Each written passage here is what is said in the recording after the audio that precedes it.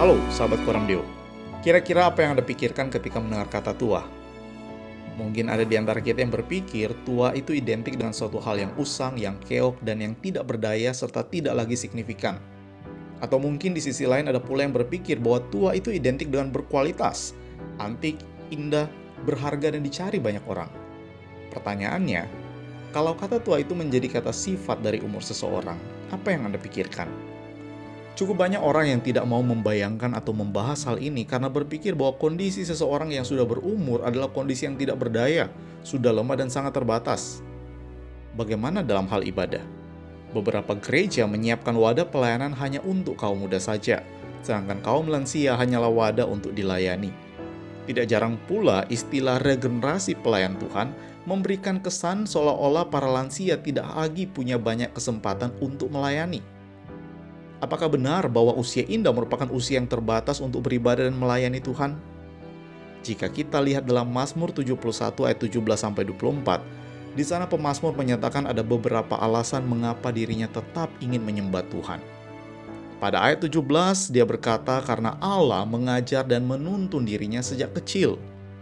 Dan pada ayat 18, ia menunjukkan bahwa ia tidak pernah mendapati Allah sedetik pun meninggalkan dirinya.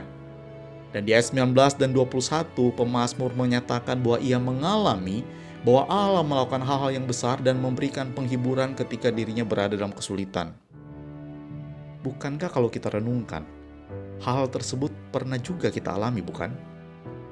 Ketika kita melihat ke belakang, kita akan tersadar bahwa begitu banyak kesulitan, pergumulan, penderitaan yang kita telah alami dan lewati, dan tidak ada satupun fase dalam kehidupan kita di mana Allah absen dan membiarkan kita berjalan sendirian. Dan sesungguhnya, inilah yang juga dilakukan oleh Yesus Kristus ketika ia datang ke dalam dunia. Kehadirannya di dunia menunjukkan ia adalah Allah yang setia terhadap perjanjiannya sejak masa Abraham hingga saat ini.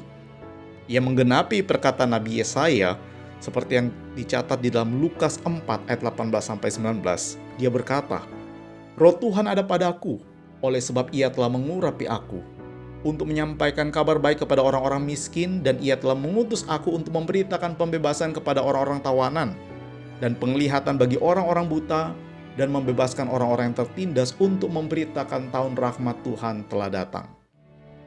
Dan puncak kesetiaannya ia nyatakan di Kalvari.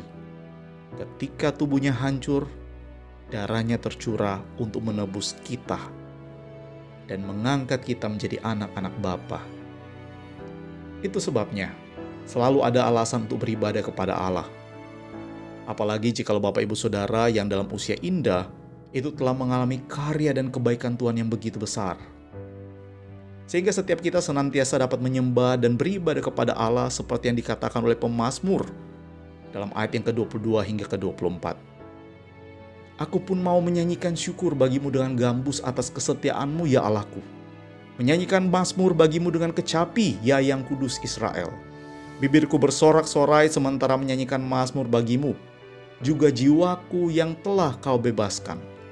Lidahku juga menyebut-nyebut keadilanmu sepanjang hari, sebab akan mendapat malu dan tersipu-sipu orang-orang yang mengikhtiarkan celakaku."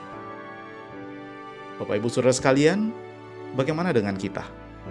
Sudahkah kita menjadi penyembah-penyembah Allah yang setia?